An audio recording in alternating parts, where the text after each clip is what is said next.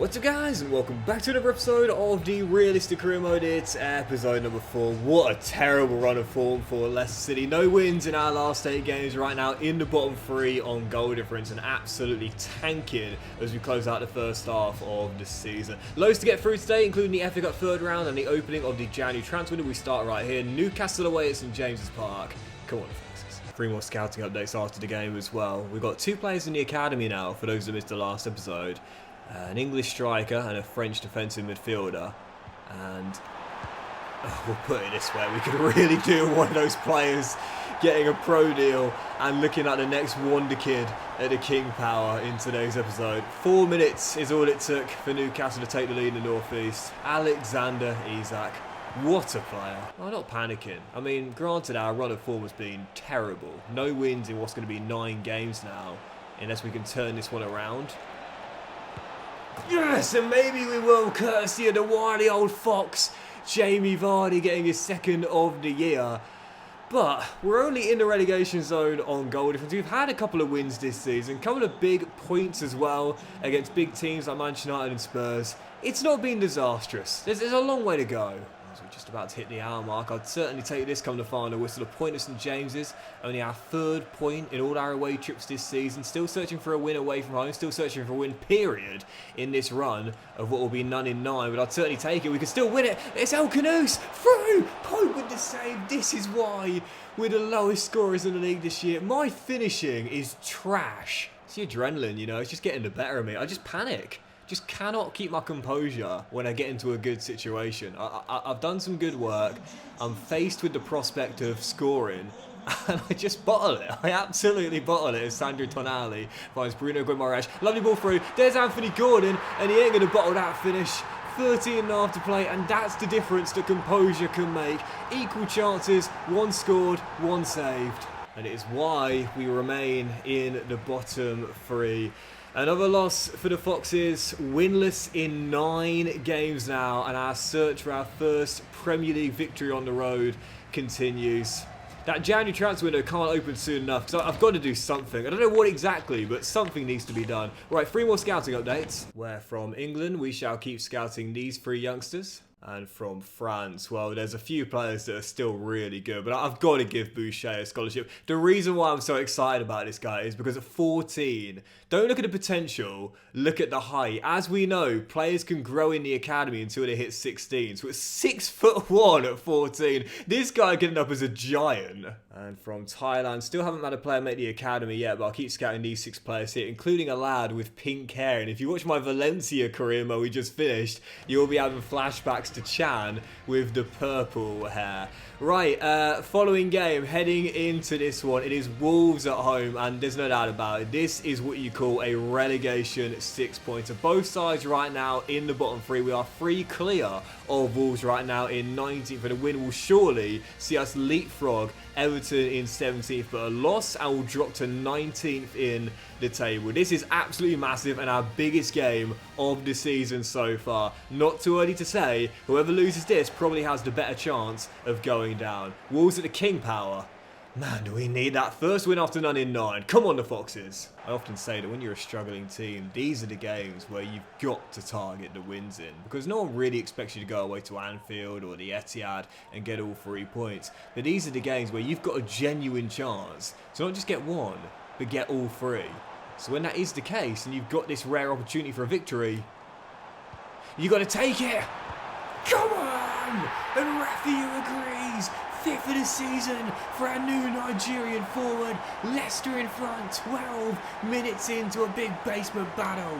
Yes, it's 5 in 11 for Rafiu, averaging just under 1 in every 2 games to start this season off. Excellent first year here at the King Power.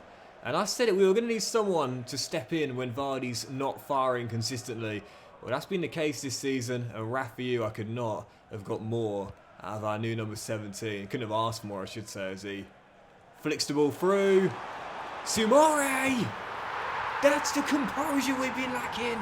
Slip through, slips it in, and Leicester slip into a 2-goal lead at the King Power. What a start! Yeah, I said it in the dressing room, man. Boys, we're not going to get many more chances like this to win this year.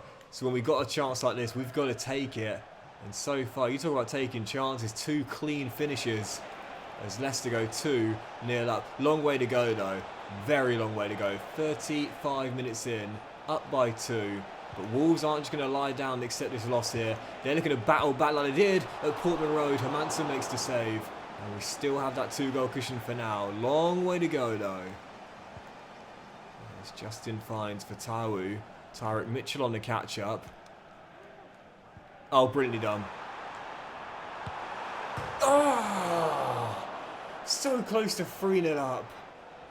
Harry Winks shut down by Mateus Cunha, and Leicester starting to get a bit nervous here. Strand Larsen rolls through the Brazilian. Great closeout saved by Hermansen. So quick off his line. Look at the way the ball went all the way to Vardy there as well. And now Buonanotte skips away. Jamie, keep going, keep going. Vardy off the bench to wrap it up for Leicester. Come on! 3-0, and what a swing. Could have seen our lead cut to 1 on the other end. Instead, we get the third. It's the veteran with his third of the season, and that will do it. Biggest game of the year, biggest win of the season, and Leicester beat Wolves by 3 for a massive victory to see us escape the drop zone. That, no question, is performance and win of the season, and after none in 9, what a way to notch 1 up. Brilliant display. Yep, out of the relegation zone by 2 points, but of course a very long way to go. Just keep your feet on the ground, and I really can't see us winning the following game either. Next up, Liverpool away at Anfield on Boxing Day. Somewhat slide to Luis Diaz, and an early chance 15 minutes in. The former Fox himself, Ademola Lookman, offloads to Salah, who was scoreless on the weekend at Craven Cottage. Typical for the first time I put him in my fantasy team, but not going to be held scoreless here. It takes him just 16 minutes to notch 1 up and fire the Reds in front. Great clean sheet against Wolves, but I didn't fancy our chance of getting 2 in a row for the first time this season. We're still in the game, 32 minutes to go. We've actually done a decent job, despite conceding early, of not receding into ourselves. And that's the thing, like when you're a weaker side and you're away against one of the big boys, you concede early, the game could go one of 2 ways. They'll either turn it on and fresher, or you can start to get a foothold and keep them at bay a little bit longer. The longer you stay only down by 1, the more chance you've got of finding a leveller. Not so much now though. Salah at the double. Why couldn't he done that on the weekend in my fantasy team, man? Seriously. Still not too disappointed. That's Liverpool away at Anfield. I mean, come on. Not many teams go there and get a win. In fact, only one team has gone there and got a win this season in real life, and that is, of course, Nottingham Forest. Don't fancy our chances of returning to winning A's in the following game either. Our final game of the first half of the season and the final game for the January window opens. Man City comes to the King Power next. Final game of the first half of the season. I'm definitely going to play that FA Cup third round today. That's away in the southwest against Bristol Rovers. If we lose that game, goodness gracious, we definitely are in trouble. And I'll be in trouble as well. Don't forget, our objectives this season are to reach the last 16 of the FA Cup. So getting knocked out in the third round, last 64 by a Football League side, that's not going to go down well. And the board objective in the league is mid-table. And as things stand, we're going to fall well short of that. It's been a very tough first season, but exactly what we were hoping for. Realistic. Staying tight in this game. 10 to go before the break. Still tied at 0-0. Granted, only the 1/2 chance so far. But listen, I'm not going to say no to a 0-0 at home to Manchester City. Absolutely not. There's El Kanous finds Sumare. Now back through to El Kanous. Great hesitation. El Kanous, oh, what a goal! Wonderful dribbling, brilliant finish, and his second of the season gives Leicester a shock lead at the King Power. Brilliant piece of skill. Brilliant finish, 1-0. Right, now the one thing you've done when you've just taken the lead against a big team is don't sit back, don't recede into yourself and concede directly afterwards. Haaland finds Kovacic, it's exactly what's happening.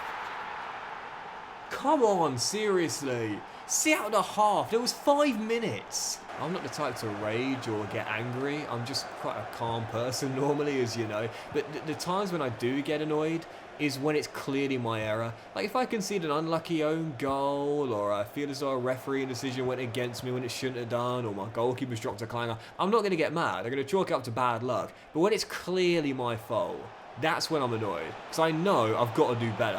And I've got no one to blame but myself, as KDB is denied by Hermansen. 20 minutes to go. And to be fair, I would have taken this pre-game, and I'd certainly take it now. Starting to get nervous though, giving chances away, And Man City are going to flip this script and win it late. Foden clips a brilliant ball through. Jack Grealish brings it down, takes his time, rolls it across. Rodri hits the bar. And Samson and Winks do enough to clear it away. 15 to hold on to the point. Final chance for Man City with 3 minutes to play. Phil Foden bringing it forward. And the English forward looking for space. Finds KDB in his final season for Man City. He's got a bit of magic left in him. Almost Hermansen with the save. And that will do it. And we will grind it out. Well, I think Man City would have broken through regardless had they not found that leveller in the first half, but thankfully couldn't break through and find a winner in the second. I will take it. Only 1 loss in our last 3 games, and that is our 3rd point claimed against a traditional top 6 team. Spurs, Manchester United, and now Man City as well. I'll take that. So, as January is here, 2 of our players have been recalled. I don't mind Edouard going back to Palace, but I'm surprised that Brighton have recalled Buonanotte. I've given him game time this season, but clearly not enough. That's frustrating, nah. I do have the money to bring him back permanently in this January window as well if I want to, and I might do it too. Got to make a signing of some kind, so why not bring back a decent young player on a permanent deal? Right, next up, really tough game. Aston Villa away at Villa Park. No wins in our last 2 games. 1 win in our last 12 or 13, I think it is now. Really tough trip here to Villa Park. 8 minutes in, early corner for Aston Villa. I mentioned before, I've tried to turn off the POV and hypermotion replays and cameras. I haven't found a way to do it yet. Oh wow, I thought I found a way to do it and it didn't work, so clearly there's no way, but Ross Barkley has just said, how about that for a POV of a sexy goal, bicycle kicking it in, turning back the clock, giving Aston Villa the lead. Ross Barkley, what a player he is on his day, man, seriously. And I get it, don't get me wrong, he's never quite lived up to the Wonder Kid hype he had at Everton. Everyone accepts that, but I think sometimes people are too critical of when a young player bursts onto the scene, and if they don't become one of the best in the world, they're labelled as a failed Wonder Kid. And it's like, well, the word failed sounds a bit harsh, really. Did he become, you know, the next big thing in world football? No, but he's won loads of caps for England over the course of several years. As that shot by Watkins just goes over. He's won a few major honours. He's earned a lot of money. He's played European football. I think he's done alright. Like, do you know, I think he's done okay. I think sometimes people are just so expectant of everyone to always live up to their potential. That's not real life. Doesn't always work out that way. As El Khanouzi slipped through and should have made it 1-1. Once again, great build-up, but my finish lets me down. Sometimes I wonder whether it's a simple case of just expecting too much of people. Because if you take Ross Barkley's career as an example, and forget that his name is Ross Barkley, and forget this is a player who at Everton had the potential to be one of the next big things in English football, and you talk about a player who's played over 250 times in the Premier League, he's scored over 30 goals in the Premier League from midfield, he's played over 30 times for England, and he's won, I've just checked, 3 major honours, 2 European ones and 1 domestic one, all with Chelsea as well. And he's only in his early 30s, and he's still going to earn quite a bit of money in his remaining years and still playing at the top level. It doesn't sound like a bad career to me. It definitely doesn't sound bad whatsoever. Sometimes I think we probably just expect a little bit too much from every young player who's labelled a bright prospect. Anyway, 2-0 down, 56 minutes in, and that is going to do it. Man, I can't get anything away from home. Whenever we're away from the King Power, just give 3 points to the opposition. I can't get anything on the road. This game looks all but done, but there is a free kick for Leicester in a decent area. Now, I'm really bad at free kicks, but I have gotten slightly better in recent saves. And there's number 7 for Tawu, gets it over the wall, hits the crossbar. And the rebound is going to drop to Vardy. No, just about deflects into the gloves of Haradaki, who pounces on it and dives to the floor. And that will do it. Aston Villa will close out the 2-0 victory. And our away form continues to look like the worst in the division. This season we've lost every game away from home apart from 2. And in those 2, all we could get was a draw in each. Another difficult display on the road. Right, let's jump into it. Following contest, Bristol Rovers away in the FA Cup 3rd round, and no doubt about it, if we lose and get knocked out here in the Giant Killing, the sacked in the morning chants aren't just going to be blared out from the terraces in the home end, but also the Foxes fans in the away end as well. Taking very little chance with my lineup either, I simply can't afford to. Got to avoid the Giant Killing here and make the last 32. Might have seen I release one of our young players in the academy as well. And you might look at that and think, well, hang on a second, Doxy boy. Like, he had possibly 83 potential if he was maxed out. That's really good. But as I said before, the issue is when you've got 3 5-star judgment scouts doing 9-month missions apiece, 83 is actually on the lower end, really. Oh, how has that gone in? You look for the next gem out of the youth setup. First goal this season for Steffi Mavadidi, and I just got away with that. My thumb slipped on the circle button there. That's why I had no power behind it whatsoever, and he took it on earlier than I was planning to. I guess he deceived the goalkeeper. He certainly deceived me. Steffi Mavadidi fires into an early lead, and today we are in the mood to avoid that cup set. Durasimbi doubles up, 12 minutes in, put us in the 4th round. There was no way I was going to let us have a giant killing today. Yep, simple 2-0 victory for the Foxes. Got the goals early, sat on them, and made sure we got a rare clean sheet. And that's our first away win of the season. Only fitting it comes in the cup against the lower league side. We take on another EFL side in the following round, Sunderland at the King Power in the last 32. Right, next up, 3 more scouting updates. Where from England, we're still waiting for that Vardy successor. There's good players, don't get me wrong, but I mean, I'm just waiting for someone to jump out at me, do you know what I mean? And from France, we've got 2 players in our academy from this nation now, so I don't mind too much if we don't find anyone from here on out. And from Thailand, I am going to put my first youngster in the academy from this nation, Susak Anantasu, who looks really, really solid to be fair, just 14 years old. I'll keep scouting these other 4 for now. Right, let's do 1 or 2 more games today then. Following contest, Crystal Palace back at the King Power, where we desperately need a return to winning ways here in the Premier League. Had a massive one early this season against Wolves a few weeks ago, but heading into this game here, back in the bottom 3, and once again knowing these games are priceless if we are to avoid a drop. I should say wins in these games would be priceless, but I'm targeting it. It's one of the rare games I go into thinking we've got a chance, but definitely not if we concede early goals like that. 3 minutes in, Palace with a very quick opener and a terrible start at the King Power. We're normally so strong at home, so going a goal down early does not give us much of a chance. This has been such a tough game. Palace getting that early goal through Luke de Jong. If there's going to be a second goal, it's going to be a dagger. And right on cue, it's almost like I spoke it into existence. That is going to do it. Mateus Franca, who got that late equaliser for Palace last week against Southampton at St Mary's, has just got the second for Palace in what will be a big win at the King Power and a big loss for the Foxes. Our shambolic run of form continues. The seats clatter back towards themselves at the King Power as thousands of fans get up in unison to leave, and Leicester continue to slump at the bottom of the table. Right, let's do 1 more game today, because I'm not ending on that. We've got Fulham, our final game today, heading into this one where it's only been 1 win in, I think, 15 games now in the Premier League. An embarrassing run of form, but can we close it out with a big 3 points here against Marco Silva's side? Fulham, our final game today. Come on, the Foxes, got to end on a positive. And also on the subject of Fulham as the second half gets underway here. In the last episode, I was talking about how Graham Potter hasn't got the credit he deserves for what he's done with West Ham since taking over.